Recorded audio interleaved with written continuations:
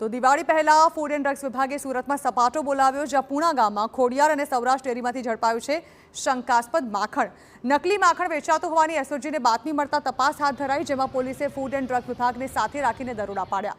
78 kilo માખણનો જથ્થો seize કરી નમૂના તપાસ માટે મોકલવામાં આવ્યા છે, જેમાં માખણનો રિપોર્ટ આવ્યા બાદ કાર્યવાહી કરવામાં આવશે.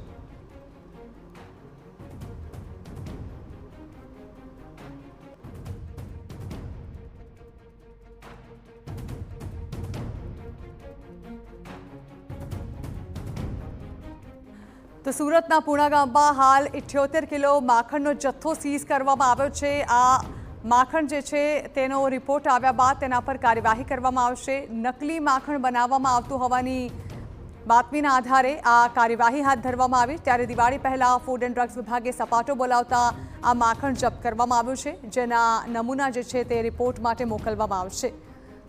પૂણાની ડેરીઓમાંથી આ શંકાસ્પદ માખણનો મોટા પ્રમાણમાં જથ્થો ઝડપાયો છે. ત્યારે હાલ આ જથ્થાને લઈને રિપોર્ટની રાહ જોવાઈ રહી છે. ખોડિયાર અને સૌરાષ્ટ્ર ડેરીમાં આ કાર્યવાહી કરવામાં આવી હતી, જેમાં શંકાસ્પદ માખણનો જથ્થો મળી આવ્યો છે. કુલ આરોગ્ય વિભાગ દ્વારા 78 કિલો માખણનો જથ્થો જે છે તે સીઝ કરી દેવામાં આવ્યો છે. ત્યારે સુરતમાંથી એક દિવસમાં જ 2 નકલીની ફેક્ટરીઓ સામે આવી છે, જ્યાં એક તરફ નકલી માખણ બનાવવામાં આવતું હતું ડેરીમાંથી, તેવો શંકાસ્પદ જથ્થો ઝડપાયો છે.